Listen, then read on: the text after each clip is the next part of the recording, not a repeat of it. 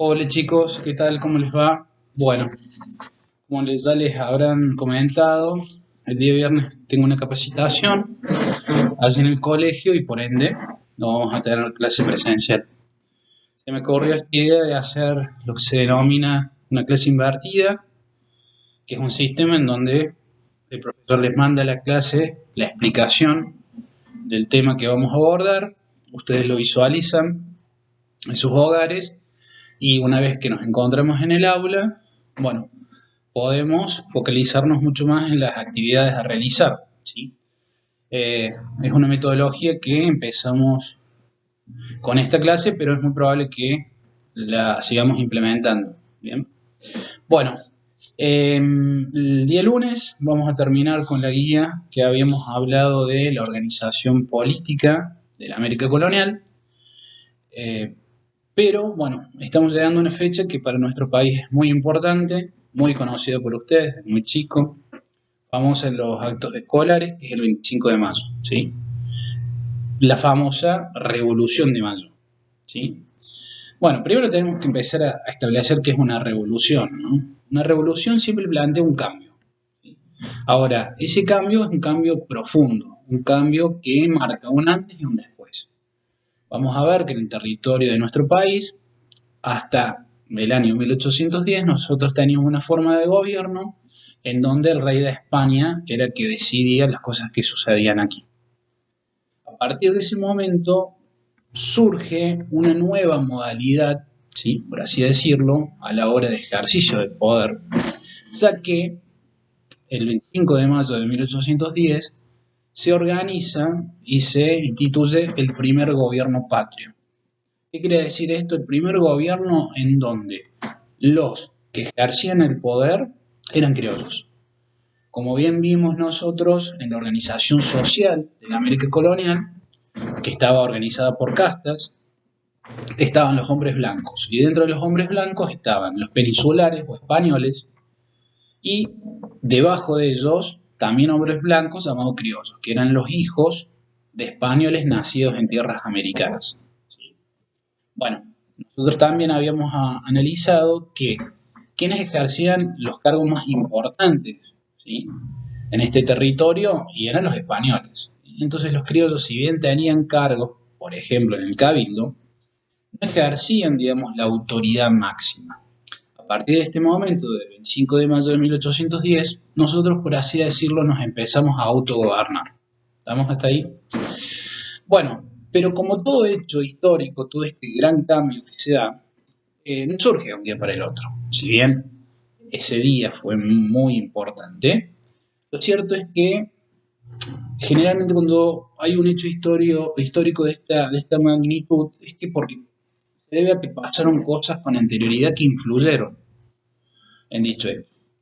Bueno, es lo que vamos a analizar nosotros en el trabajo número 5, que ya está en Classroom y también en la fotocopiadora.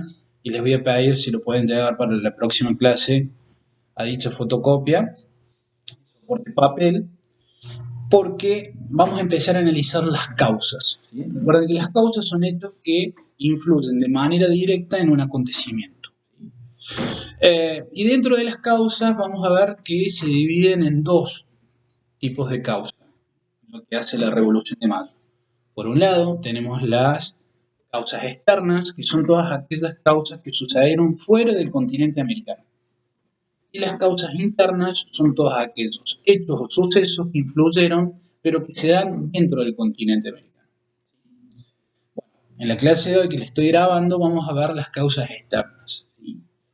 Dentro de las causas externas, la primera, que es muy importante, yo creo que tal vez la más importante, es la famosa Revolución Francesa, que marca obviamente un fin de una etapa, que era la Edad Media, para, digamos, la Edad Moderna, perdón, para dar origen a lo que es la Edad Contemporánea, ¿no? La edad que nos toca a nosotros vivir en la actualidad.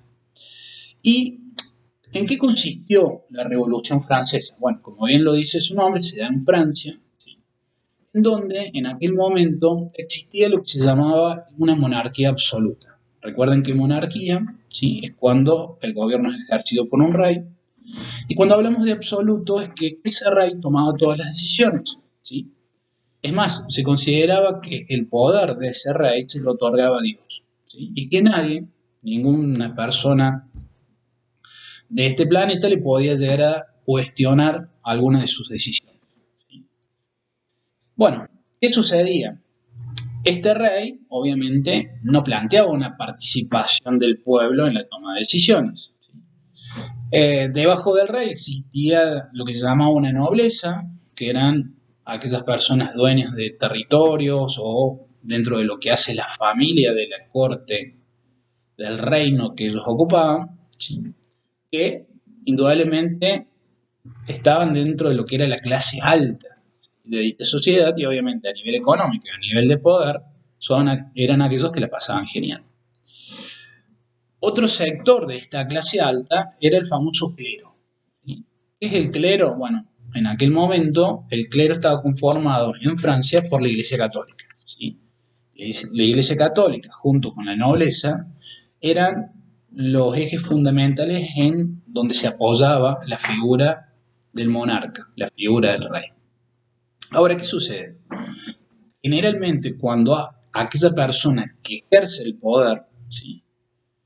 Y que lo hace de manera ilimitada, bueno, y no hay ningún control de dicho poder, bueno, tiende a haber abusos. Y es lo que fue sucediendo a lo largo de la historia en estos modelos, ¿sí? ¿Qué pasaba? Había reyes que tomaban decisiones solamente en beneficio de la corona y de los cercanos a dicho reino, ¿sí? Y la gran mayoría del pueblo quedaba excluida. Ahora, no solamente quedaba excluida dentro de lo que son los derechos políticos, esta idea de la posibilidad de participar en el gobierno, sino también de los derechos económicos, ¿sí? O sea, los franceses, durante mucho tiempo, los franceses y otros nacionales de otros reinos, no le pasaban bien, ¿sí? Eh, Vivían, digamos, en una situación de pobreza extrema, casi de miseria, y se da que en los años 1788 y 89 se dan ciertas condiciones, sobre todo meteorológicas, en donde no hay buenas cosechas, y empieza a escasear, digamos, el alimento.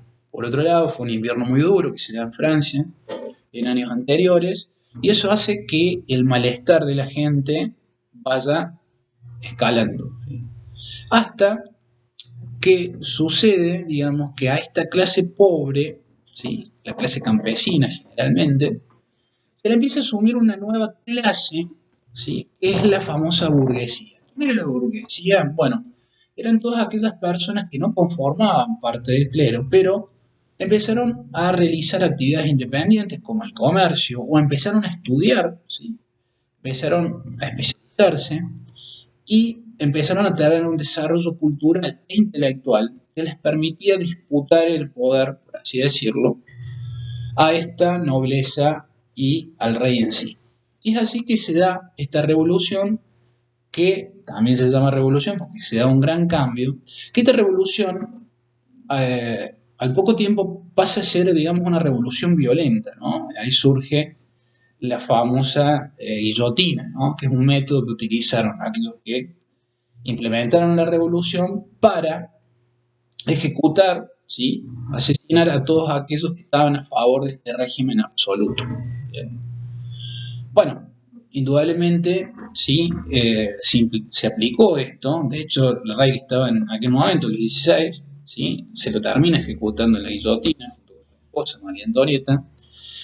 Y lo que se intentó y en cierta forma se logra, ¿sí? De manera por allí un poco lenta, pero se logra al fin cambiar el estado de situación. Empieza a haber más participación del pueblo, ¿sí? Se trata de conseguir algo que al día de hoy, digamos, está reconocido legalmente en casi todos los países de Occidente, que es la igualdad. El otro valor que ustedes van a ver ahí en el material de estudio cuando lo puedan leer, es el tema de la libertad, ¿sí? La libertad, junto, digamos, con esta idea de igualdad, junto con la fraternidad, esta idea de que la sociedad tenía que trabajar en conjunto para obtener un beneficio colectivo por encima del beneficio de los que mandaban, es lo que termina triunfando allí. Entonces, ¿qué sucedía? En Francia cae, digamos, este sistema absolutista, que era el mismo sistema que se ejercía en España. O sea, España también tenía un rey, ¿sí?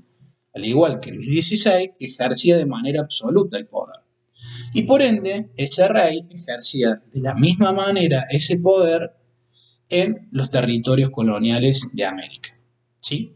Entonces, ¿qué sucedió? Bueno, este primer, digamos, avance de romper, por así decirlo, con este sistema, vamos a ver que es tomado por la gente criolla de acá que quiere establecer un cambio en lo que es nuestro país actualmente. Ahora, ¿fue solamente una acción, un hecho, digamos, de, bueno, hagamos lío, digamos, vamos a buscar a todos que están a favor de este régimen y los matemos? No. Hubo, digamos, también pensadores, ¿sí? Dentro de los cuales tenemos a Rousseau, ¿sí? A Montesquieu, que planteaban esta idea de la participación del pueblo. El pueblo tenía que participar, ya sea a través de la votación, o también, ¿por qué no?, una persona que naciese en una condición no necesariamente poderosa o de clase alta en lo que hace lo económico, ¿por qué no tal vez llegar a situaciones de poder? ¿No? Entonces, se plantea y se cambia la lógica, ¿sí?, de esta idea en donde la iglesia influía muchísimo en esas circunstancias. Y hay un pensador francés que se llama Descartes, ¿sí?, que él dice lo siguiente: bueno, ¿sí?, tenemos que dejar de sentir por la fe, ¿sí?, o por el dogma, ¿no? Una palabrita que ya vimos nosotros cuando explicamos lo que era la evangelización. Nosotros ahora tenemos que basarnos en lo que es la razón. La razón tiene que suplantar a esta idea de la fe y del dogma que dice la iglesia. Fue una gran revolución, ¿no? Esas son lo que se llaman las ideas del iluminismo, ¿no?, o de la ilustración, que dice lo siguiente: bueno, ahora el hombre, como tal, cualquier hombre, tiene que ser el eje de toda sociedad. Tiene que ser el eje de todas aquellas personas que nos gobiernan. Ya no se debe fijarse en lo que dice Dios o lo que dice un monarca, sino que ahora se tiene que fijar en lo que quiere y necesita el pueblo, ¿sí?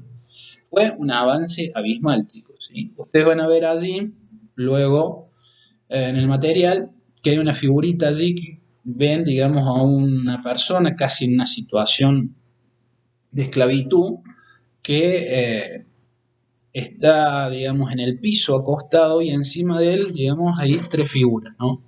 Uno representa lo que era el clero, ¿sí?, a la iglesia católica; el otro, digamos, lo que era el rey, y el otro la nobleza. Es como que ese grupo estaba por encima del pueblo, explotaba el pueblo y se beneficiaba, sin importar lo que le pasaba al pueblo.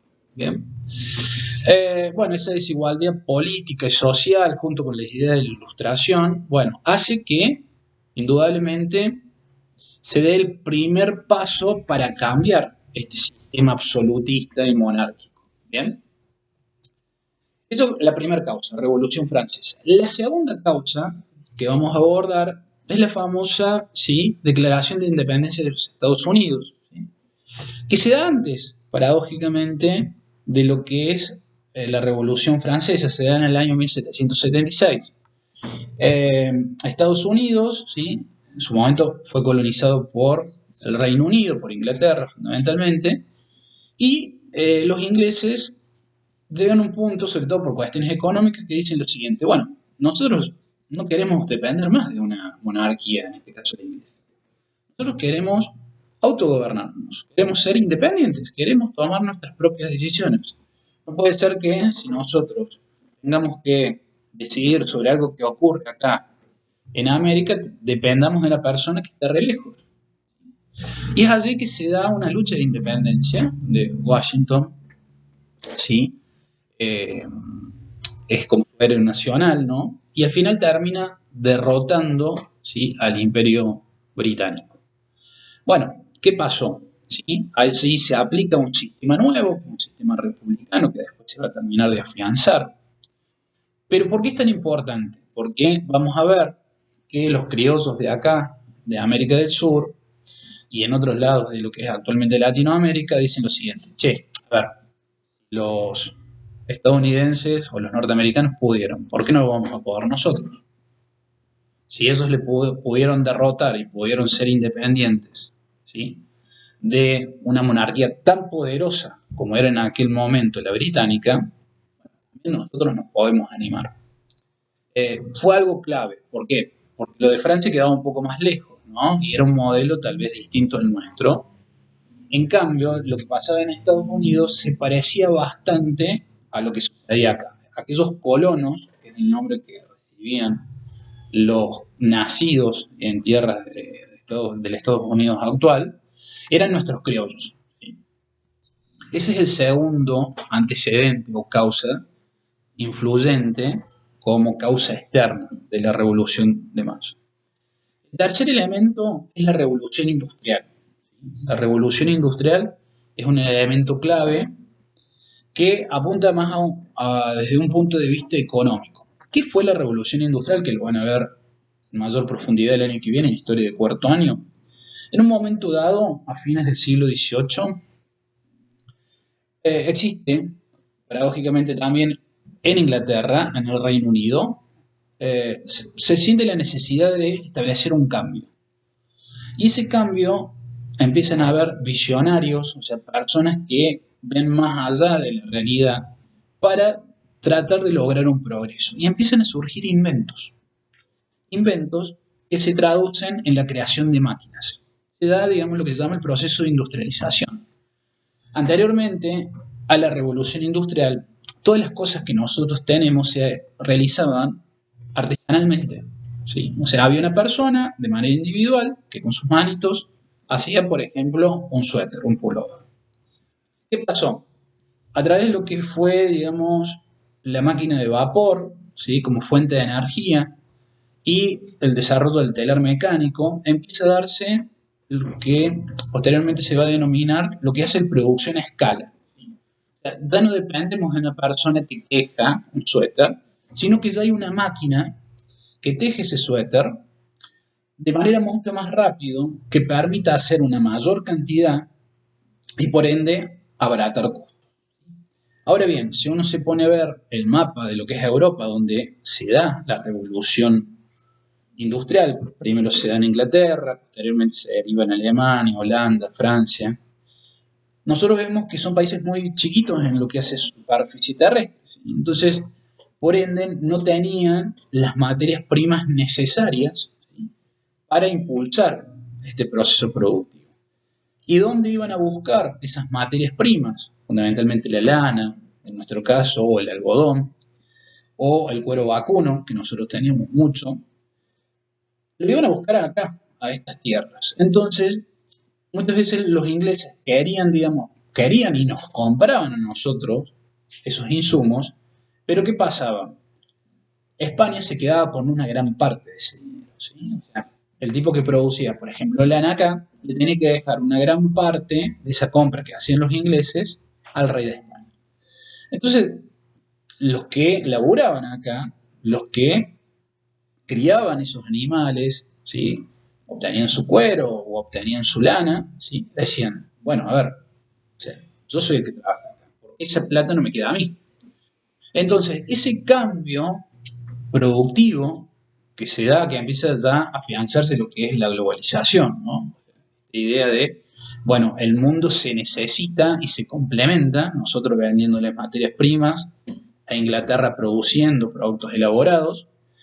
Bueno, hace también que la gente que está acá diga, che, bueno, a ver, dejemos de depender de otro reino que solamente lo que nos hace es quitarnos dinero, ¿bien?